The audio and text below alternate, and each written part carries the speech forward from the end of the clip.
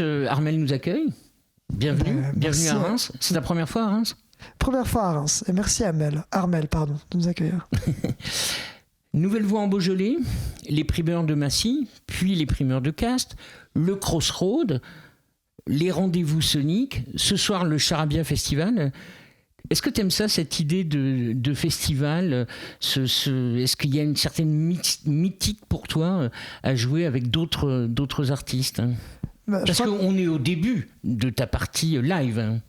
Ouais, je suis à la fois en train de construire le live et à la fois quand on arrive sur des festivals comme ça et qu'on peut justement venir rencontrer d'autres artistes. Et je pense que c'est la richesse d'un festival, c'est de pouvoir venir se rencontrer, échanger. Et j'aime beaucoup ça. Tu connais Aloïs Sauvage, puisque vous faites un coplateau ? Tout à fait, oui, je la connais. Je crois l'avoir découvert dans 120 battements par minute. De Robotino, si je dis pas de bêtises, je crois que c'est le nom du réalisateur. Et je la suivais dès son premier EP. Je me souviens très bien de chansons comme Aphone. Voilà, donc je suis très content de pouvoir jouer avec elle ce soir. Mais vous vous êtes jamais rencontrés ? Jamais, non. Non. D'ailleurs, c'est très drôle. On s'est écrit juste avant et j'ai vu que j'avais envoyé un message en 2017. Donc je suis très content. Ah ouais. Vous savez que vous avez un point commun tous les deux, au-delà de la musique, avant le cinéma. Je crois que le cirque nous lie, ouais. Voilà. Il y a encore du cirque en toi parce que tu as un rapport avec le corps dans ta démarche artistique, même si je t'ai pas vu encore sur scène, je le sais, tu fais pas semblant quand tu es sur scène. C'est quoi ton rapport avec le corps qui vient peut-être du cirque donc ? Ouais, tout à fait. J'ai plus de performances ou d'agrès de cirque sur scène. T'en avais ? Non, j'en ai pas, mais je veux dire, je pratiquais le tissu aérien avant. Wow. Peut-être que c'est quelque chose que j'aimerais amener à un moment parce que je trouve ça. J'ai hâte de voir le show d'Aloïs justement pour voir comment elle intègre cette partie-là dans ses concerts.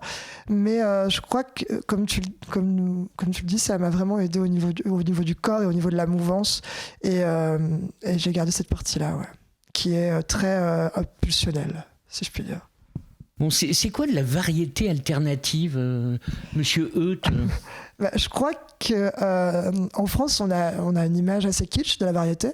Moi, j'ai grandi avec la radio, en tout cas, et il pouvait y passer de très belles choses. Je pense à Zazie, par exemple, ou à Indochine, mais aussi bien du Claude François. Et je crois que j'avais envie, moi, de venir dépoussiérer cette variété-là, en y amenant aussi toutes mes influences qui sont beaucoup plus indépendantes. Comme Daniel Dark par exemple ou Niagara, donc c'est entre l'électro, la new wave, et j'avais envie de créer une variété alternative parce que je suis profondément ancré dans la variété, c'est ça avec quoi j'ai grandi et je veux faire de la pop, donc une musique populaire qui parle à tout le monde et à la fois que ce soit assez pointu, quoi. Tu t'adresses à nous en français ? Merci. Est-ce qu'il y a eu la tentation de l'anglais ou comme tu le disais, toi ta culture elle est variété française et tu as jamais eu cette tentation ? La toute première chanson que j'ai faite quand je devais avoir 17 ans, elle était en anglais. Et puis en fait, il y a un côté très facile dans l'anglais, je trouve, parce que la langue française est quelque chose de très dur à travailler et justement je suis très content d'être au Charabia Festival parce que c'est un festival qui met à l'honneur la langue française et je pense que c'est un vrai exercice en tout cas de travailler avec le français et de faire des chansons parce que il y a beaucoup de nuances, il y a beaucoup de complexité, il y a beaucoup de choses qui rendent la langue pauvre et alors il faut l'enrichir, enfin voilà. Mais c'était totalement évident et puis encore une fois ça reste dans le côté pulsionnel et instinctif. Moi je veux parler directement au public et je pense que quand on lève une barrière de la langue déjà c'est beaucoup plus direct et ça peut faciliter la chose, quoi. Je suis d'accord avec toi. Armes et paillettes, sacré programme. C'est quoi ? C'est se battre et faire la fête en même temps ? Et c'est exactement cette idée-là. Les armes, c'est toutes ces choses qu'on s'est pris dans la tête et moi j'avais pas envie que ça me détruise mais que ça me construise, donc les utiliser comme des armes plutôt que comme des complaintes, si on peut dire. Et les paillettes, c'est la candeur d'y croire et puis c'est aussi un peu les aspects de ce métier qui nous font rêver, quoi. On parlait du français. Moi, je pense que, et j'aimerais bien avoir ta définition, c'est pas de la paresse, c'est juste parce que je veux t'entendre toi. Oui, il y a du divertissement, mais tu nous dis des choses quand même. Donc, au-delà du divertissement, qu'est-ce que Euth a envie de donner au monde ? Une vraie libération, en fait. J'ai envie qu'on puisse danser sur des sujets de fond.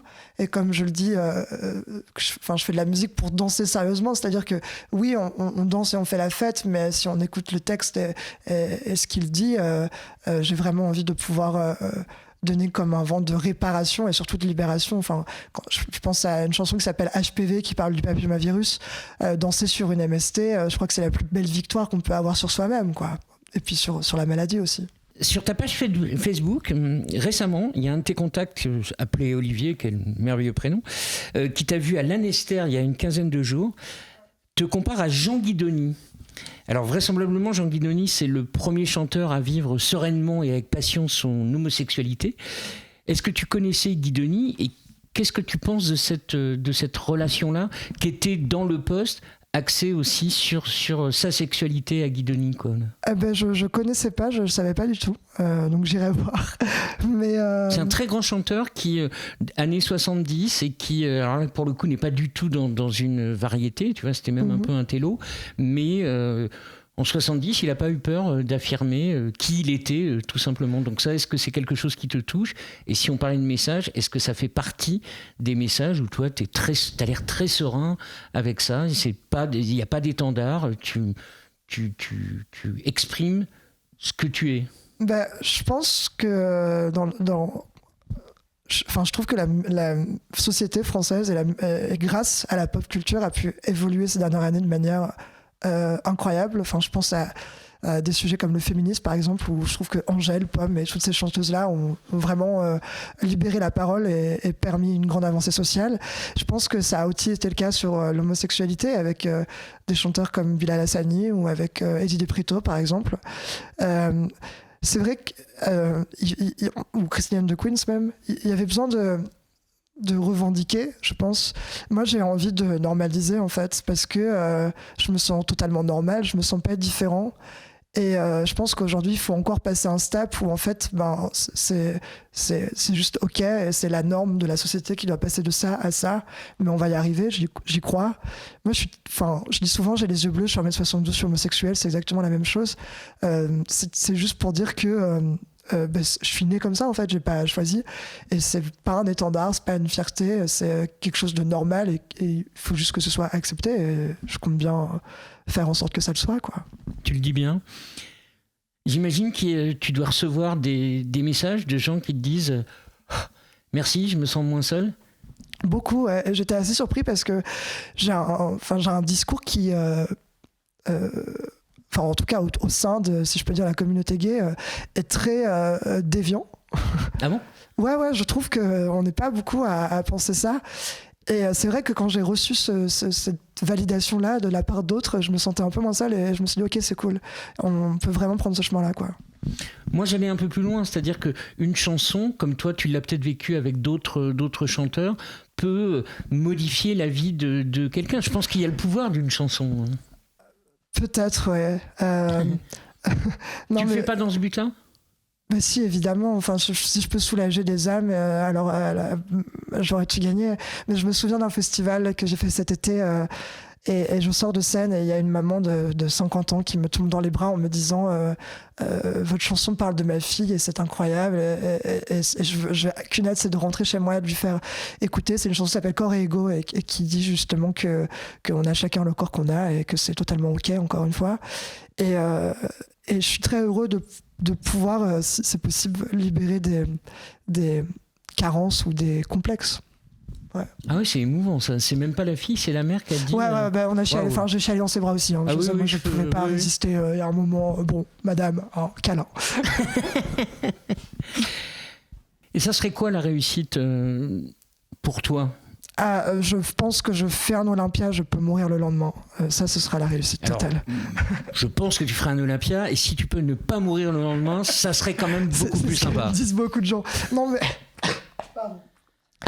En termes d'objectifs, enfin, si on me demande mon objectif de vie, je crois vraiment que ce serait l'Olympia. J'y étais encore il y a 3 jours pour aller voir Fishback.